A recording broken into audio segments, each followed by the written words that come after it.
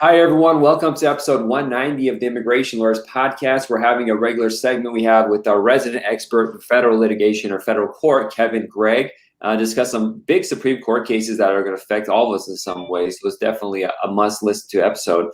Before I start, I want to remind everybody about the Immigration Lawyers Toolbox magazine. The first issue's out. Next issue's coming out in about a week or two. And I want to thank all the sponsors. DoctorWise, obviously, has always been supportive of the podcast and the magazine. You could catch, DoctorWise actually partnered up with another sponsor, MeTranslate. And so they have a system where if you go log in, you can do your translation all in one shop. So it's really interesting and neat that they did that. If you're looking for an additional discount code, they have 10% off the annual plan.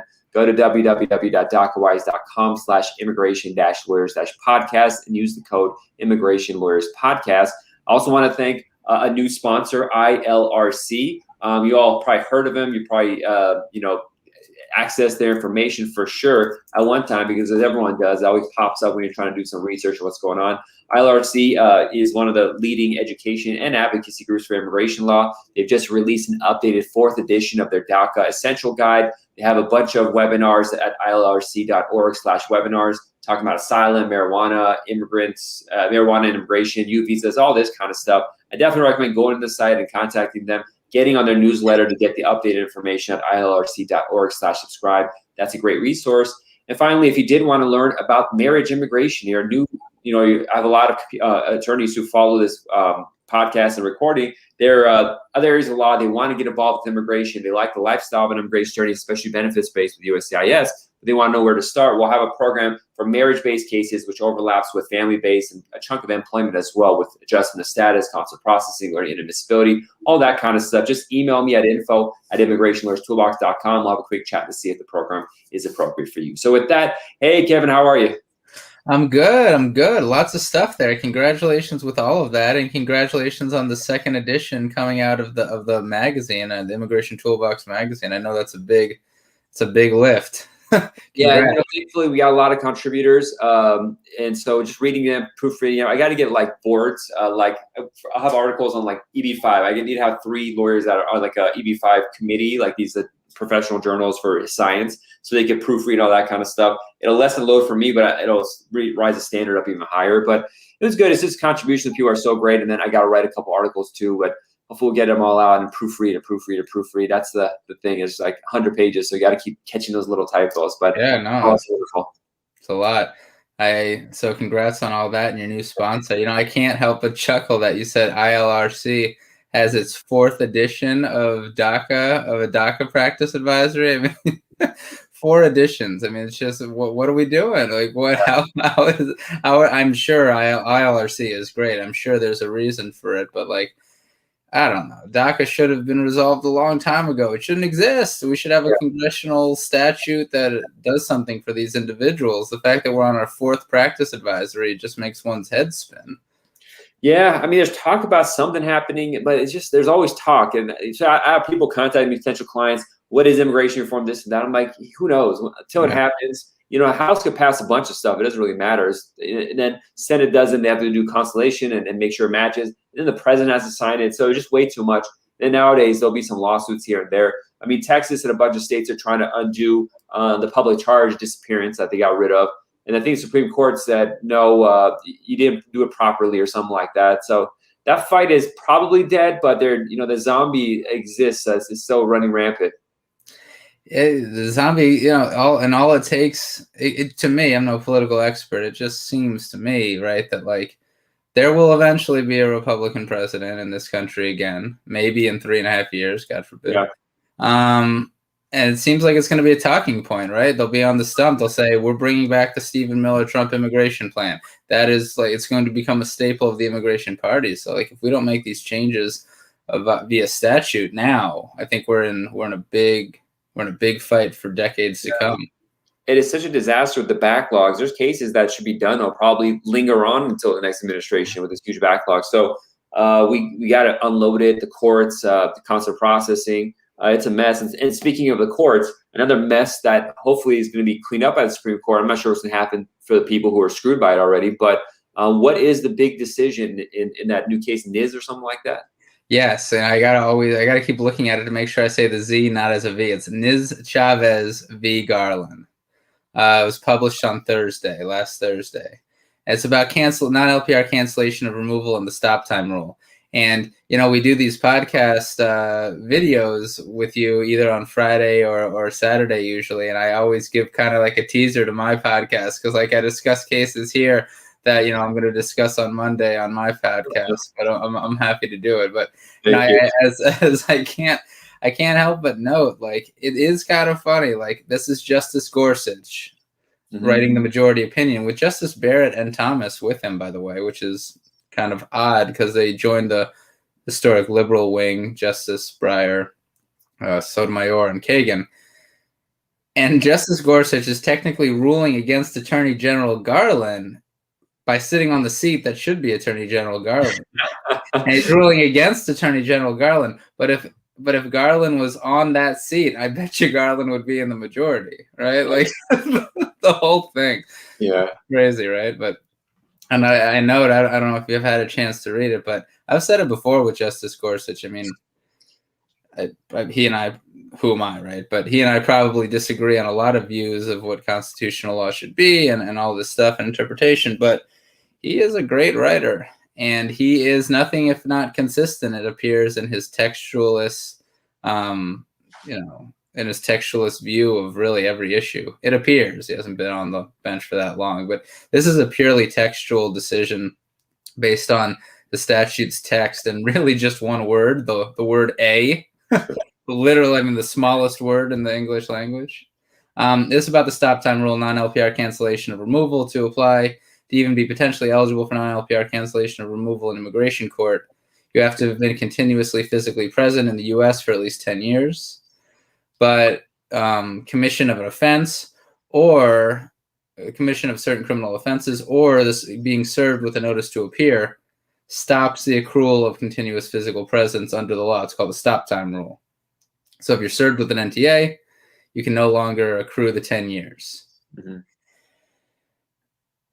The stop time rule says if you're referred to an NTA notice to appear as defined at INA section 239A. The quote is something like that. The statute is something like that. A notice to appear is defined at section 239A. And so the argument is if the notice to appear served upon the non-citizen does not comply with all the requirements of INA section 239A, it does not implicate the stop time rule. Some of those requirements are that the NTA have the date, time, and location of the first hearing in a removal case. Mm-hmm. But, since for 20 years, DHS hasn't been putting that in, really, because it's a bureaucratic nightmare. I mean, only a couple of years ago did DHS and the immigration courts actually link up such that DHS can even see when the open hearings are. Plus, it's a bit weird to have DHS scheduling cases on the court's docket. Whatever. Yeah. That is what the statute requires. And 3 years ago in Pereira v. Sessions, an almost unanimous Supreme Court with only Justice Alito dissenting, said this statute means what it says it means. The stop time rule isn't implicated until a notice to appear is served with all of the information. If you don't serve a compliant NTA, stop time rule doesn't apply, and you keep accruing 10 years. But the board and the circuit said, okay, we hear you. But what happens if you're then served with a notice of hearing a couple of weeks or months afterwards, or years even afterwards? The notice of hearing is always going to have the date and time and location of the hearing. So does that satisfy the stop time rule? And the circuit's kind of split on that, whether a non-compliant NTA plus a compliant notice of hearing, which is a totally different document, as you know, can implicate the stop time rule. The circuit's split. The BIA, I'm sorry, go on. Yeah. I was going to say the BIA as well. The BIA went in bonk and issued a garbage decision, which quite frankly offended me as a lawyer. I mean, whatever. Reasonable minds can disagree, and the circuits clearly did too. But the way the BIA did it in the Mendoza and 3 other names, Matter of Mendoza, lots of other things case. I'm sorry, I can't not. Matter of Mendoza, Hernandez, and Capula-Cortez.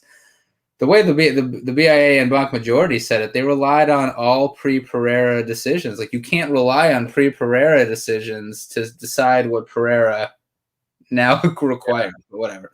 And bonk, the BIA was almost 50-50 split, but of course not 50-50. Ruled that the two-step process will satisfy it. And here, with Niv Chavez v. Garland. Supreme Court saying, no, we meant what we said. The stop time rule only applies with a compliant notice to appear. So all of the circuits plus the BIA who said that it is satisfied by a notice of hearing are wrong. And in so ruling, the Supreme Court didn't even cite the matter of Mendoza-Hernandez, which I found amusing.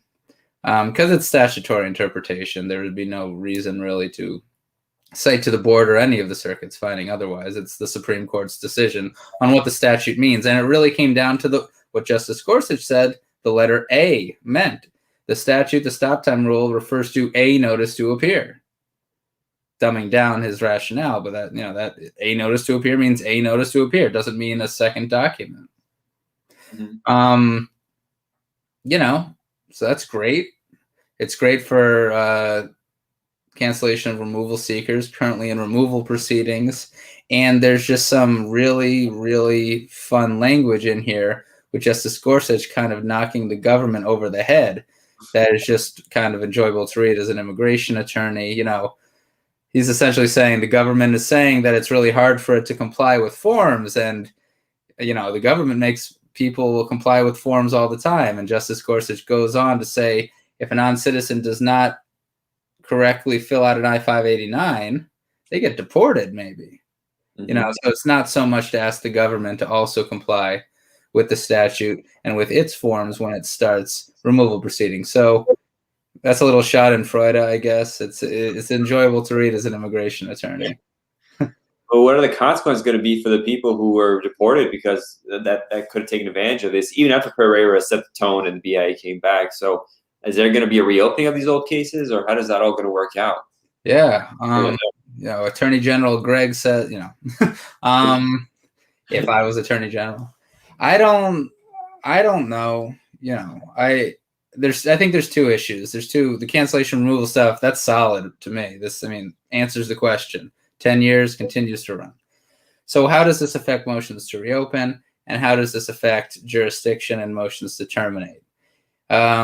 Hitting up motions to reopen first, I think that there's a very strong argument for motions to reopen, whether it's sua sponte, which means just on the BIA's own authority or an immigration judge's own authority, or regulatorily, with an argument that the 90-day deadline to file that motion should be equitably tolled. By the way, the equitable tolling 90 days probably started on Thursday, so, heads up. But, because this is not about retroactivity, this is not a new rule, this is Justice Gorsuch and the majority saying what the statute has always meant. That is, and some of this language in the decision, there's strong arguments that cases should be reopened for non-citizens who were found statutorily barred for cancellation, even if they didn't apply. My partner John Pratt noted in Justice Kavanaugh's dissent, Justice Kavanaugh says Mr. Niv Chavez didn't even apply for cancellation. Mm-hmm. I don't know, quite frankly, I'm not sure quite how he managed to get before the Supreme Court and how he got it exhausted, but Justice Kavanaugh said he didn't even apply. So if you file a motion to reopen saying my guy didn't apply because the 10-year bar precluded him, but now he's not precluded, file that motion to reopen, include your 42B and all of your evidence, but file that motion. And by the way, there's a 10th Circuit case from 2 years ago that may provide arguments for if the qualifying relative child has aged out since. Now, that's a motion to reopen that very well might fail, but it's out there. It's just like both BIA and IJs have like huge backlogs. So, like getting this motion reopened, and I don't practice that area, so I'm kind of guessing, but just practically people knowing that to do this, how much it's going to cost to try to fix this is just such a nightmare if you're caught up here with the applicant. So, but hey, for your bone here. All of this is right. It depends whose side you're on. If you're caring about efficiency and getting the backlog in immigration court down, then it's an absolute nightmare. But if you're a non-citizen who is about to get deported, it's a lifeline. My worry is that the people who already lost it, now they go back to the system. They probably already deported. They have to go open and reopen, and they're already in the country. Might be from countries where they might get killed or something like that. So it's like these are really life and death kind of consequences for the actions of the bureaucracy misreading a statute like this, or being Yeah. late, not being just doing able to create a computer system that could work with the IJ's calendar properly. Yeah. And whether or not you can file such a motion to reopen if you've physically been deported already is a even more complex question, because there are bars to filing motions to reopen if you've been physically removed. But then that whether or not that actually applies goes from statute circuit to circuit. I mean, these are big motions. This is a big issue, and practitioners need to charge accordingly, because and everything implicates ineffective assistance of counsel now. If you've got your case and they might be out, if you have an active case and you don't apply for cancellation now, you are setting yourself up for ineffective assistance. And if that 90-day equitable tolling clock started on April 29th. So look at your cases. That's the ugly side of all of this, right? There are arguments for ineffective assistance. Wow. Yeah. So we got to make a clip of this, just two reminders to people to get up and check their caseload. But now there's another case that you mentioned before you talked about that affects my caseload, benefits-based USCIS kind of cases. Was that a Supreme Court case as well? No, it was a board case. But before I jump away, just if I could say one more thing about Ms. Chavez, is how does this affect motions to terminate? Does this change all the case law out there that said notices to appear are not jurisdictional, and so removal proceedings can still begin even with a non-compliant NTA? So it just affects the 10-year the clock, but not necessarily that they have to appear kind of thing. Right. All of the circuits and the board rejected the jurisdictional argument, and some found it was a claims processing rule framework. We've been now for 3 years. Other attorneys might disagree. I know people are still already filing those motions to terminate. I think judges might have already granted some, but I don't see a change. But, still might be filing some motions. There's certainly arguments, and I'll get into the reasons why and some of the quotes on the podcast on Monday. So your podcast, as a reminder, is the Immigration Review. You can find it where podcasts are found. It's a very popular podcast. Is it more popular than mine? We got to compare statistics later. Well, I don't think so. And there is that list of most popular immigration podcasts, and you're still number one. I don't know if you have seen that list, and that's how I found you in the first place. I'm sorry. That's how I found out about you in the first place. There is some list of most popular immigration podcasts, which is just crazy, and you're high up there. Yeah, who knows? It's unofficial. Some guy emailed me. Is like, it's like, as long as you repost this, I'll put you on the list. I'm not first, but it worked out. But I think you have a lot of reviews and stuff on it too, so I can see really engaged kind of people. We got a couple of comments. One Facebook user asked, if no motion reopened after 90 days from Ms. Chavez, then possibility of IAC claim. Any updates on the claim processing rule? This is all Chinese to me because I don't do it. IAC is that? No, I can hit that up. I don't look. We throw around ineffective assistance of counsel so much because it's what's required to save our clients sometimes, and it's really unfortunate. Yeah. There's always sua sponte reopening, and there is no deadline to do that. But if you are going to make it a regulatorily based motion to reopen and you're going to argue for equitable tolling, that equitable tolling did start on April 29th. Is it ineffective if you don't do it? I don't know, right? I mean, I don't know. It's not something I'd like to argue.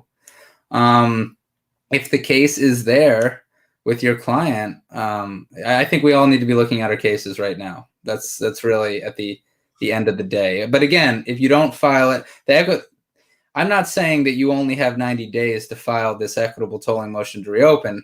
Whether or not equitable tolling applies is based on whether or not the motion is filed within a reasonable amount of time of the new law. That doesn't necessarily equate to 90 days, but the regulation requires 90 days on a regular motion, so it's pretty good if you file it within 90 days of the change in law. As to claims processing rule, as that Facebook poster posted, and we can't see the identity here. I'll wait till IRP. Is this Eunice Scott? As what IRP is. Immigration Review Podcast. Oh, okay. As as the claims processing rule, I don't see it affecting it. Look, I think that all that case law about whether or not a non-compliant NTA is a claims processing rule violation rather than jurisdictional. I don't see this case. Gorsuch knew that case law is out there. They didn't cite to any of it, and they were very, very clear in the language they used. Justice Kavanaugh kind of implied that it might be a problem in dissent, but I think he was doing that to just kind of, be a dissenting justice. I don't know. I hope I'm wrong, and maybe I'll file some motions in the appropriate case, but I don't know. I think that removal proceedings, I think we're in the same place we've been after Pereira. When did they hear this? I'm not sure how closely you follow the Supreme Court, but like we had the arguments for the TPS case. And me, I always talk about that issue. It's like, when do we usually expect a decision, or it's really up to them whenever they get around to it? Yeah, yes. I don't know. I'm no expert on that, but I think that oral argument happened in this at least 3 months ago. But I don't know. Didn't look good. At least the oral argument didn't sound good. Right, with TPS, with TPS, not holding my breath, but who knows? Yeah. I've seen it happen where it sounds like it's going bad and it goes a completely different direction in the decision, so you never know. Okay. So immigration review, we just had our first year anniversary. When did you hit your 1 year anniversary with this podcast, John? Oh, it's like 5.5 years ago. Unreal. Yeah. You're the OG. Thanks. It's really fun. So many people connect and like have the marriage green card course. And I always forget to plug it. So but when I do, is always someone says, "Hey, I want to do your course." And it's amazing how people listen to this and have a relationship. And so when opportunity comes up, they contact me. It's really interesting. But yeah, I'm sure same with your listeners. They reach out. It's amazing having this kind of connection with people using these systems. It's really cool, and it's like, and that you thought to start doing this 5 years ago. It's just 6 years ago. Is a testament to you. Oh, thank you. And I saw Una say that it was indeed Una Scott interacting with us on Facebook. So hi, Una, and we both really appreciate you tuning in and talking with us. Una knows what she's doing, very much so, and some of these, how this all plays out in the circuits, maybe a Una Scott written brief one of these days. So looking forward to it. One of the issues with the software I'm using, StreamYard, is that for Facebook, it doesn't write the person's name. So if you use Facebook, put your name first so we can see what it is. But let's jump to the next decision that we're going to talk about. I'm interested in hearing what that's about. Matter of Menza, a couple of weeks ago out of the board. Another case about fraud or willful misrepresentation, such that an individual is inadmissible. In this case, Miss Menza, she got a conditional green card at a USCIS interview through her first husband, and then tried to remove the condition. But by that time, she had already had a child with another man who ends up being her second husband eventually. And it seems like she wasn't so straightforward during the interview to remove the condition. And she wasn't living with that second husband yet. She wasn't living with that first husband anymore. And USCIS denied. They refused to remove the condition. But they didn't make a 204C finding. They're essentially saying that you didn't prove the validity of this marriage, but that is essentially a 204C finding, which would then bar her from ever being the beneficiary of an I-130 again. Instead, they put her in removal proceedings, as they would do. And in removal proceedings, Ms. Menza, as she could do, instead of trying to remove the condition on her first green card, she applied for a new green card through that second husband after USCIS approved an I-130. Again, they approved the second I-130, so there is no 204C finding. But then the judge found Ms. Menza inadmissible and therefore ineligible to adjust status, because she had tried to procure that first visa through fraud or willful misrepresentation. And here the board is saying that that is fine. You can do that. You can use fraud or misrepresentation at a interview to remove a condition to sustain a 212A6CI finding on a different adjustment application. And you're allowed to do that. And, she seems like she misrepresented some stuff at the interview, but 212A6CI requires that it be material. And the board and Supreme Court a bit, although the Supreme Court the board is relying upon is actually not in the inadmissibility context, it's in the DNATS context. But what constitutes materiality has been getting watered down over the years. And now it's essentially if the omission or the statement would have led a reasonable adjudicator to essentially ask more questions, that makes it material. That's a pretty low bar, right? I mean, anything you say could arguably lead to more questions. But the board only devotes 4 sentences to whether or not Miss Menza not being completely truthful about whether she lived currently with her first husband at the time of her interview was material. And that's really where the rubber meets the road. I mean, this is all, this is really all about materiality, all these cases a lot of the time. And like, I don't know, right? As you know, interview to remove the condition, the analysis is whether the marriage was valid from the start. Yeah. Not whether it's currently valid. Yeah. Is not living with your husband 2 years after marrying them is it material? I don't know. With the watered down standard, it might be. As I said on the podcast, I would have just liked a bit more analysis. And it also seems a bit unfair, right? That immigration judges don't have authority to grant an I-130, but they can de facto deny an I-45 by finding that a marriage is not valid, by denying the 45 as a matter of discretion, even though they can't approve the I-130. Now, I'm all for immigration judges being able to deny adjustment applications based on a fraud finding. But if you're going to do that, they should also be able to approve I-130s. I mean, you're stuck in USCIS, who might take 2 years on an I-130 asking continuances and removal proceedings. It seems like it is a due process nightmare, and a judge is certainly qualified to determine whether or not a marriage is valid. Yeah. After cross-examination by ICE. I mean, it seems like a ridiculous framework to me. So if we're going to have this, you can't have your cake and eat it too, in my opinion. If we're going to have IJs essentially make 204C findings and essentially make I-130 decisions, let them approve it as well. Be careful what you wish for. Having an I-130 interview where ICE is, following up to say there's a USCIS officer at a meeting. It makes it work.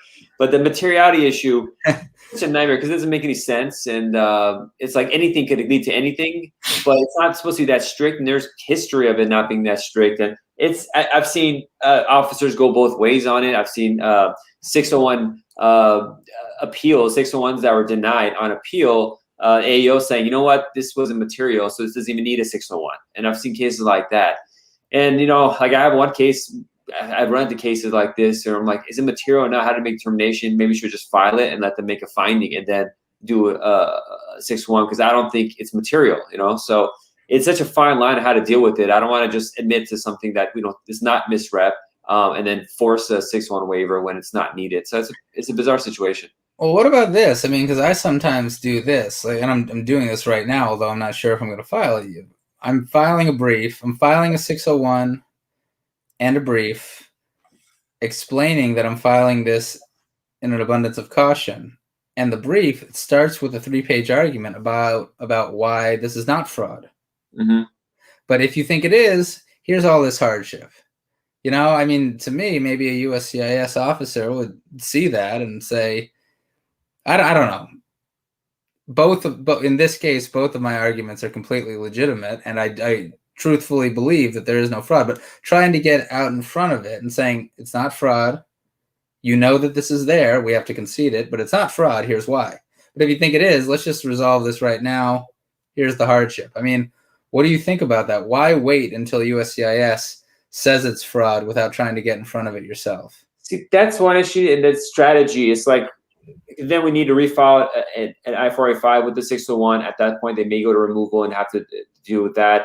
But at the same time, it's like they have to pay more. We have to do all this work. And they may have waived it anyways, but then they're like, okay, we got a 601. I'm going to think about it. It's like psychology, a cost associated with it.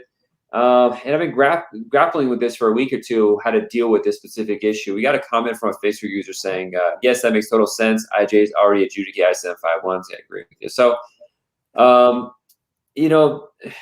going back to the drawing board, it's not that I'm talking. I'm glad we got to talk about it, especially because I don't do waivers, so I'm going to have to give it to a colleague to do. But it's a weird situation. So I've talked with Facebook hosts people about this issue too, and it was mixed bag. Some would say no, I wouldn't do it because it's not misrep, so why like say it? And others are like I wouldn't even touch that case. Some would say it's just like all over the place. It's a weird. I like touching it. That's the most fun part about immigration for me. I must disagree with that comment, but no, I don't know. To me, like in court, right? And I know you're not in court that much. You're before USCIS more often, but even USCIS, like. I don't want the USCIS officer talking first. I don't want the ICE attorney talking first. I want to frame the issue. Mm-hmm. I want to be in charge, and I don't know. It's a strategy call, but to me, let me explain to you why this isn't fraud or misrepresentation, and let me then explain whatever. Let's make this the easiest way to get it off your desk. I don't care which way you go, officer. Just pick one of them. It's a strategy call, and it does make it more expensive. I understand all that. Yeah, I'm going to think about it some more, but I'm glad we got to talk about it live in front of the whole world. Well, thanks so much for coming on again. We'll be seeing you next month. The podcast is Immigration Review. Definitely listen to it. It's a weekly, isn't it? It's a lot of work. Weekly. I just recorded this morning before I came on your show, and I wouldn't do this for many people, John, but my usual practice is record, go for a surf on Saturday. And I have postponed my surf for you. So it's not going to be that hot a day too, so get out before it cools down again. Yeah. Thanks for having me on. It's always fun. Thanks for coming, Kenny. Talk soon. Bye.